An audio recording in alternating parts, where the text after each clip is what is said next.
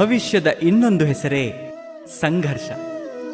ಮನಸ್ಸಿನಲ್ಲಿ ಒಂದು ಆಸೆ ಮೂಡಿ ಅದು ಪರಿಪೂರ್ಣವಾಗದಿದ್ದರೆ ಮನಸ್ಸು ಭವಿಷ್ಯದ ಯೋಚನೆಯನ್ನು ಮಾಡುತ್ತದೆ. ಭವಿಷ್ಯದಲ್ಲಿ ಆಸೆ ಪೂರ್ಣವಾಗುವುದು ಎಂಬ ಕಲ್ಪನೆ ಮಾಡಿಕೊಳ್ಳುತ್ತಿರುತ್ತದೆ. ಆದರೆ ಜೀವನ ಭವಿಷ್ಯದಲ್ಲಿಯೂ ಇಲ್ಲ, ಭೂತದಲ್ಲಿಯೂ ಇಲ್ಲ. ಜೀವನವೆಂದರೆ ಈ ಕ್ಷಣ ಮಾತ್ರ. ಅರ್ಥಾತ್ ಈ ಕ್ಷಣದ ಅನುಭವವೇ ಜೀವನದ ಅನುಭವ. ನಮಗೆ ಇದು ಗೊತ್ತಿದ್ದರೂ ಕೂಡ ಇಷ್ಟು ಸಣ್ಣ ಸತ್ಯವನ್ನು ನಾವು ಅರ್ಥ ಮಾಡಿಕೊಳ್ಳುವುದಿಲ್ಲ.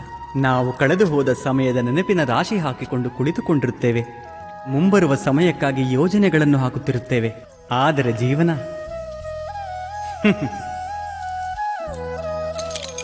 ಜೀವನ ಕಳೆದು ಹೋಗಿರುತ್ತದೆ. ಒಂದು ಸತ್ಯವನ್ನು ನಾವು ಮನಸ್ಸಿಗೆ ತೆಗೆದುಕೊಳ್ಳುವುದು ಉಚಿತ. ನಾವು ಭವಿಷ್ಯವನ್ನು ನೋಡಲು ಆಗುವುದಿಲ್ಲ, ಭವಿಷ್ಯವನ್ನು ನಿರ್ಮಿಸಲು ಆಗುವುದಿಲ್ಲ.